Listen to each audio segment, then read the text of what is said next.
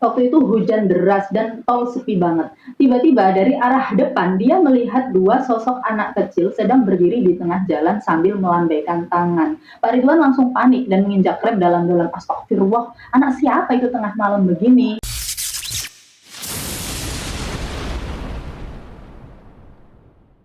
Halo teman-teman, Assalamualaikum. Terima kasih karena kalian sudah mampir di channel ini. Gimana kabar kalian? Semoga baik-baik aja ya. Kali ini aku mau ngajak kalian menyelami salah satu urban legend yang paling fenomenal dan bikin merinding di Indonesia. Kalau kalian sering lewat tol, khususnya tol yang menghubungkan Jakarta dan Bandung, pasti tahu dong apa yang akan kita bahas.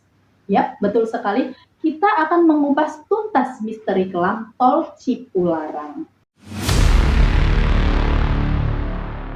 Ngomongin tol Cipularang, jalan tol sepanjang 116 km ini memang terkenal dengan pemandangannya yang indah. Apalagi kalau pas pagi atau sore hari. Tapi di balik keindahan itu tersimpan banyak banget cerita mistis dan kejadian aneh yang sampai sekarang masih jadi buah bibir. Sebelum kita masuk ke inti ceritanya teman-teman, kalian tahu nggak sih kalau pembangunan tol Cipularang ini sendiri udah diselimuti berbagai mitos dan cerita tak sedap. Konon karena medan yang dilewati itu bukit-bukit curam dan banyak area yang dianggap sakral oleh masyarakat setempat, proses pembangunannya sempat menemui banyak kendala, mulai dari alat berat yang sering rusak tanpa sebab, tanah longsor yang tiba-tiba, sampai para pekerja yang tiba-tiba sakit atau kesurupan. Ada yang bilang untuk melancarkan pembangunan, konon ada ritual tumbal yang dilakukan. Entah benar atau tidak, rumor ini semakin menguatkan aura mistis tol Cipularang. Masyarakat setempat percaya bahwa tol ini melintasi banyak kerajaan gaib dan makam kuno para leluhur, sehingga mengganggu ketenangan penunggu di sana. Makanya jangan heran kalau sering banget terjadi hal-hal di luar nalar. Dari sekian banyak titik di tol Cipularang, ada satu lokasi yang paling sering disebut-sebut sebagai black spot atau titik paling angker, yaitu kilometer 97. Kalau kalian sering baca berita atau dengar cerita horor, paling udah gak asing lagi ya sama angka ini. Kenapa kilometer 97 ini begitu fenomenal? Bukan cuma satu, bukan dua, tapi puluhan bahkan ratusan kecelakaan fatal pernah terjadi di titik ini. Dan yang paling aneh, penyebabnya itu seringkali nggak masuk akal gitu loh.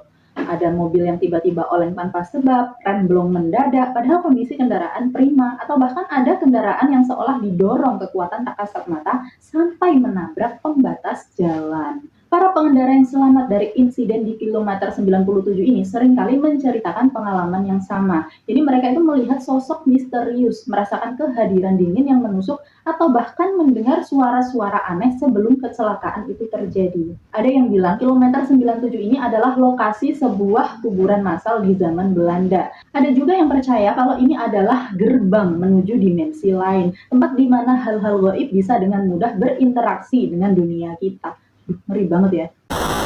Gak cuma soal kecelakaan teman-teman, tol Cipularang ini juga jadi surganya para pemburu penampakan. Salah satu sosok yang paling sering diceritakan dan jadi legenda adalah penampakan wanita berbaju putih dengan rambut panjang terurai. Sosok ini sering terlihat berdiri di pinggir jalan, kadang di tengah semak-semak, kadang juga terlihat melayang di atas jembatan. Banyak sopir truk dan pengendara pribadi yang bersaksi. Mereka pernah melihat sosok ini katanya. Ada yang bilang wanita itu melambaikan tangan seolah meminta tumpangan. Tapi begitu didekati dia langsung menghilang. Pernah juga tuh ada cerita seorang sopir bus yang saking ngantuknya tiba-tiba melihat sosok wanita ini duduk di kursi penumpang paling belakang. Begitu dilihat lebih jelas ternyata cuma ilusi. Tapi kalau yang melihat itu kaget dan banting setir kan bisa fatal ya. Selain wanita berbaju putih, ada juga cerita tentang penampakan anak kecil yang tiba-tiba menyeberang jalan. Sosoknya itu sangat cepat, seringkali bikin pengendara terkejut dan harus mengerem mendadak. Ada juga bayangan hitam raksasa yang melintas cepat, atau bahkan suara tangisan misterius di tengah malam yang sepi. Pokoknya kalau kalian melintas di tol Cipularang ini, apalagi di jam-jam sepi dan tengah malam, hati-hati aja ya. Ada juga teman-teman ini cerita dari mereka yang pernah mengalami langsung kejadian di luar nalar di tol Cipularang ini. Jadi ada cerita dari sebut saja Pak Ridwan ya. Pak Ridwan ini seorang sopir travel langganan Jakarta Bandung. Jadi suatu malam sekitar jam 2 dini hari si Pak Ridwan ini melintas di kilometer 97. Waktu itu hujan deras dan tol sepi banget. Tiba-tiba dari arah depan dia melihat dua sosok anak kecil sedang berdiri di tengah jalan sambil melambaikan tangan. Pak Ridwan langsung panik dan menginjak rem dalam-dalam. Astagfirullah, anak siapa itu tengah malam begini? Gumam Pak Ridwan. Nah, saat mobilnya berhenti, dia melihat lagi ke depan, tapi kedua anak itu sudah tidak ada. Hanya ada kegelapan dan suara rintik hujan. Keringat dingin langsung membanjiri tubuh Pak Ridwan waktu itu. Si Pak Ridwan memutuskan untuk menepi di rest area terdekat dan menunggu sampai subuh. Lalu ada juga teman-teman kisah dari keluarga Ibu Dewi yang sedang dalam perjalanan pulang dari Bandung menuju Jakarta. Mereka melintasi di tol Cipularang sekitar jam 11 malam. Ibu Dewi yang sedang asyik bermain ponsel di kursi penumpang depan, tiba-tiba merasakan kayak hawa dingin yang menusuk, padahal AC mobilnya itu tidak terlalu kencang.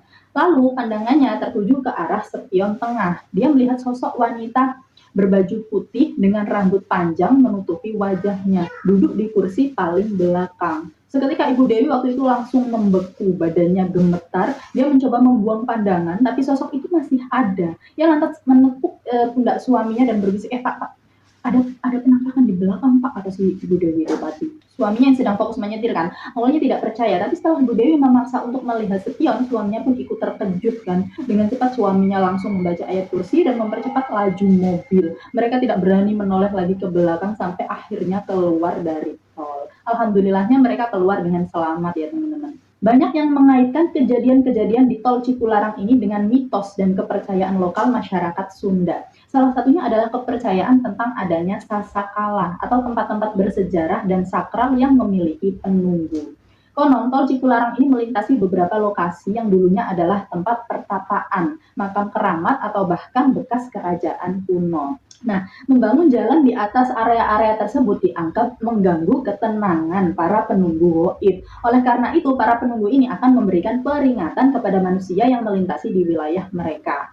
Peringatan ini itu bisa berupa kecelakaan, penampakan, atau bahkan hal-hal aneh lainnya. Ada juga mitos tentang leweng larangan atau hutan terlarang, di mana tidak sembarang orang boleh masuk atau mengganggu ekosistemnya. Karena tol Cipularang ini membelah banyak hutan dan perbukitan, dipercaya bahwa ada beberapa area yang termasuk dalam kategori ini. Meskipun banyak cerita seram, tol Cipularang tetaplah jalur vital yang menghubungkan dua kota besar. Jadi bukan berarti kita harus takut untuk melintasinya ya, tapi ada beberapa hal yang bisa kita jadikan pegangan dan pengingat.